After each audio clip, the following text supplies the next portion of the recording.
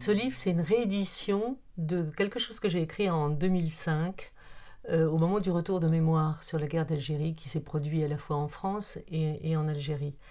Et le livre était tombé en désuétude, rupture de stock, et Kalman Levy n'avait pas envie de le rééditer, pensant qu'il ne rentrerait pas dans ses frais. Moi, ça me désolait un peu parce que je trouvais que le livre n'avait pas pris une ride et que finalement les rapports franco-algériens en 20 ans ne s'étaient pas arrangés, mais plutôt dégradés. Et donc c'est Le Passager clandestin qui m'a proposé de le rééditer en version poche. Et moi j'ai proposé de le mettre à jour et de l'augmenter, de donner dedans des témoignages inédits et des précisions inédites, comme sur la mort de l'Arbi Ben Midi. Dans les nouveaux témoignages, il y a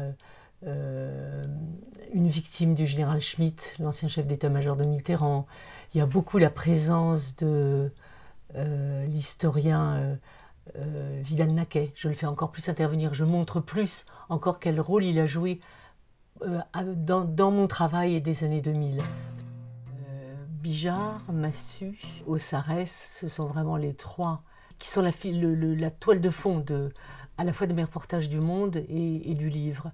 Il y a Le Pen aussi, qui a été quand même militaire lui aussi pendant 3 mois en Algérie, dans le premier trimestre 1957, et qu'à Alger on n'a jamais oublié tellement il a fait de dégâts dans la Casbah d'Alger, et d'où j'ai rapporté un poignard nazi à ses initiales qu'il avait oublié derrière lui après une nuit d'horreur.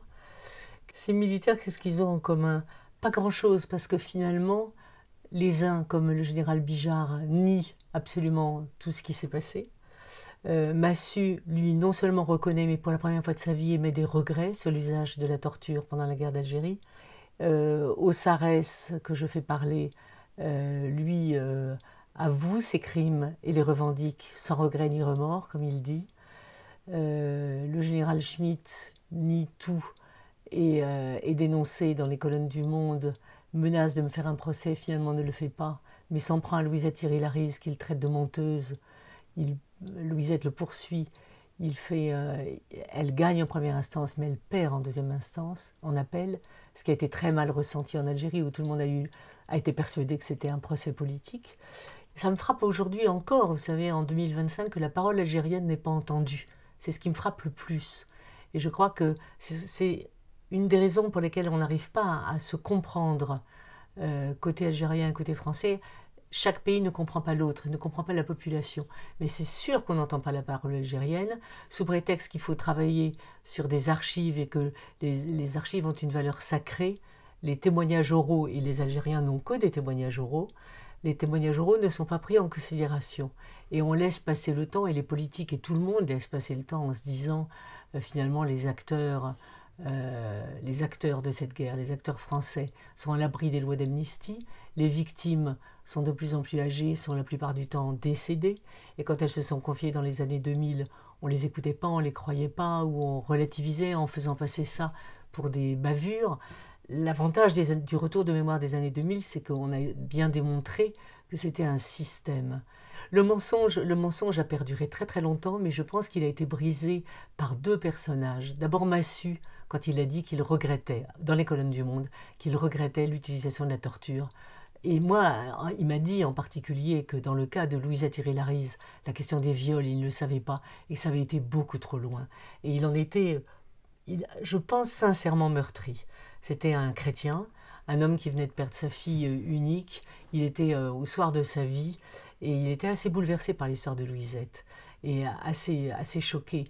Et j'ai su qu'ensuite, le général Ossarès avait essayé de lui faire dire un petit peu des critiques à mon sujet. Pourtant, Ossarès m'aimait bien, mais il était plein d'ambiguïté. Le général Ossarès a dit à Massu, 2 témoins me l'ont rapporté, « Voudrait pas que Florence Baugé exagère un peu quand elle incrimine comme ça le capitaine Graziani ?» Le capitaine Graziani, c'est celui qui a torturé et violé Louisette Thierry-Larize. Et il paraît que le général Massu a répondu il en était bien capable.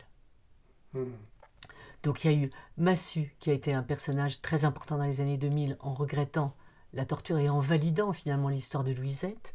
Et l'autre personnage important, ça a été le général Ossarès, qui lui parlait contre toute attente, déballait tous les secrets de la Grande Muette et avec des généraux qui étaient foudrages de tout ce qu'il révélait et de tout ce qu'il assumait.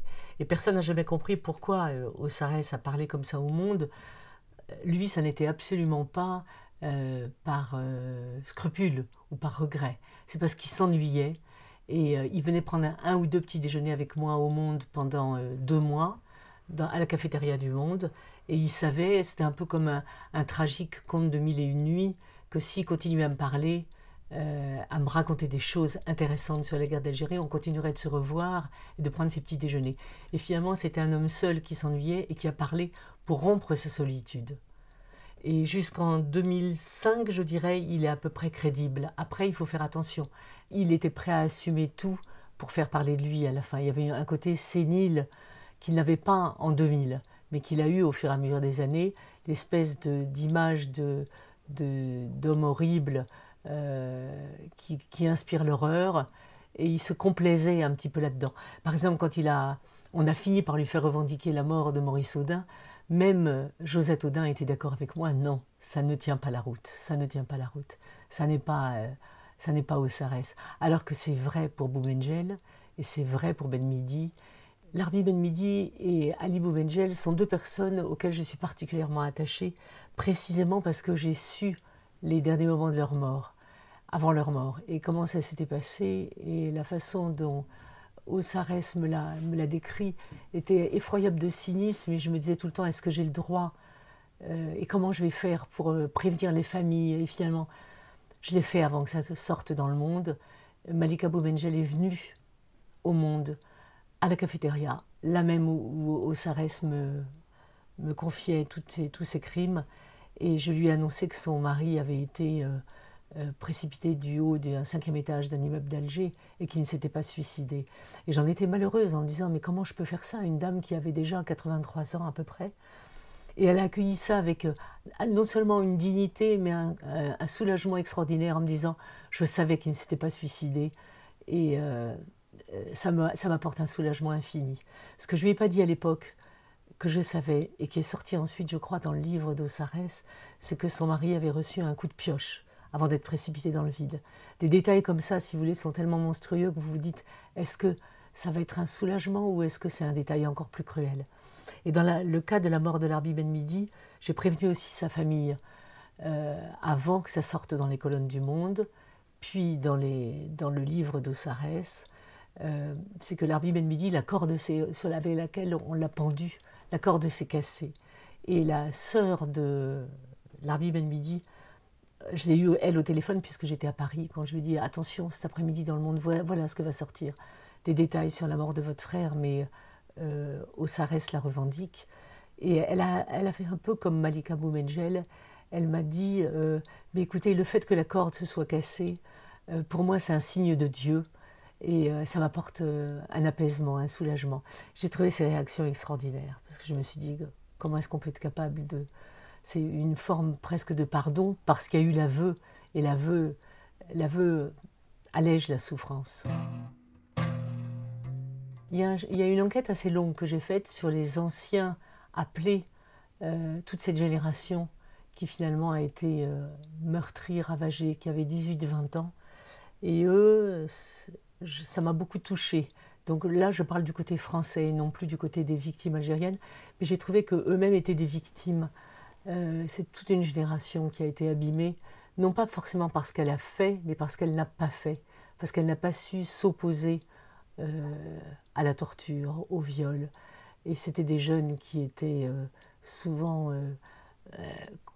qui voyageaient pour la première fois, qui avaient l'impression qu'ils allaient dans un pays où régnait l'exotisme, et qui se retrouvaient en prise avec la peur, la solitude, l'alcool et l'effet de groupe.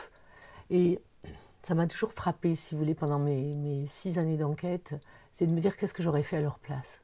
Est-ce que j'aurais eu le courage de m'opposer aux pratiques que je voyais, que j'aurais vues? Je suis sûre que je n'aurais pas été moi-même tortionnaire, mais est-ce que je n'aurais pas ri bêtement avec l'effet de groupe en n'ayant pas suffisamment de personnalité à 18 ou 20 ans pour voir que cette humiliation et ces douleurs qu'on infligeait aux ressortissants algériens étaient impardonnables. Je connais une famille à Alger Sur les 6 filles, il y en a 5 qui ont été violées. Et la mère également, et sous les yeux de ses enfants, et ses filles sous les yeux de la mère. Et la plus jeune des filles qui a été violée avait 7 ans à l'époque des faits. Est-ce qu'on se rend compte en France de ce que ça peut être? Est-ce qu'on se rend compte? Et des douleurs, et des traumatismes, et des non-dits. Je trouve qu'on n'aura pas assez de notre vie pour demander pardon, tout simplement. Il y a 20 ans, les victimes algériennes qui me parlaient, les femmes qui avaient été violées, les hommes qui avaient été violés, parce que plus d'hommes encore que de femmes ont été violés avec la torture de la bouteille qui se pratiquait dès 1830. En l'an 2000, les Algériens ne réclamaient qu'une chose, c'était la reconnaissance par la France. Et je trouve qu'aujourd'hui, notre dette s'est alourdie. On a mis tellement de temps à effectuer des petits gestes qui ne sont pas nuls, mais qui ont pris trop de temps et qui ont été quelquefois délivrés dans des contextes maladroits, que maintenant, je pense que les Algériens auraient besoin d'excuses, au moins d'excuses. Quand je pense à excuses, ce ne sont pas des gens d'argent. J'ai jamais vu un intérêt financier là-dedans. Mais peut-être pour la question du Sahara et des essais nucléaires, aurait-il besoin d'être dédommagé financièrement? Les autres n'ont jamais réclamé quoi que ce soit. Et je les sais sincères. La guérison passe par la parole, l'aveu, la reconnaissance des faits. Et moi, je pense maintenant des excuses. Ça m'a toujours frappé. Depuis l'an 2000 que j'ai commencé à travailler sur l'Algérie et la guerre d'Algérie, c'était l'absence totale de ressentiment, et je dirais même l'amour, l'amitié et l'amour qu'avaient les Algériens pour la France. Je ne peux pas en parler aujourd'hui, en 2025, je ne sais pas. Parce que là, je trouve que dans le contexte de crise franco-algérienne, le ressentiment est beaucoup plus fort.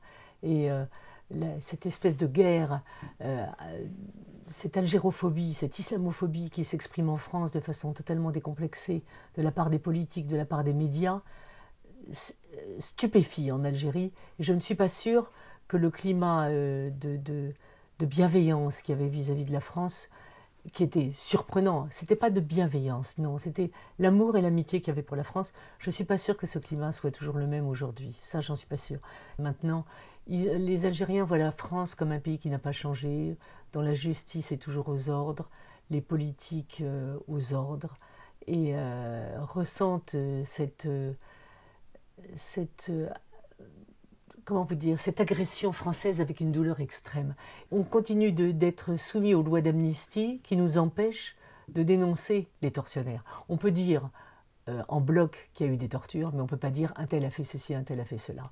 Et en vous reparlant aujourd'hui du général Schmitt, et en reparlant de Le Pen, 2 personnages sur lesquels j'ai fait des enquêtes qui sont sortis sur 2 pages, 4 pages dans les colonnes du Monde, je cours un risque à chaque fois, et je le fais courir aux passagers clandestins, c'est que à nouveau on me poursuit en procès, parce que je n'ai pas le droit de le dire, on n'a pas le droit. Et ça, c'est quelque chose qu'en Algérie, on n'arrive absolument pas à comprendre. Ils n'ont pas le droit à la justice, et ils n'ont même pas le droit à la vérité. Et moi je dis qu'il n'y a pas de devoir de mémoire, il y a un devoir simplement de vérité, à défaut de justice. Et c'est ça ce qu'attendent les Algériens, et c'est ça ce qu'il faut que les Français comprennent. Et en fait, c'est la France qui s'est auto-amnistiée, sous prétexte d'amnistier les 2 côtés, les crimes des 2 côtés. C'est la France qui s'est auto-amnistiée.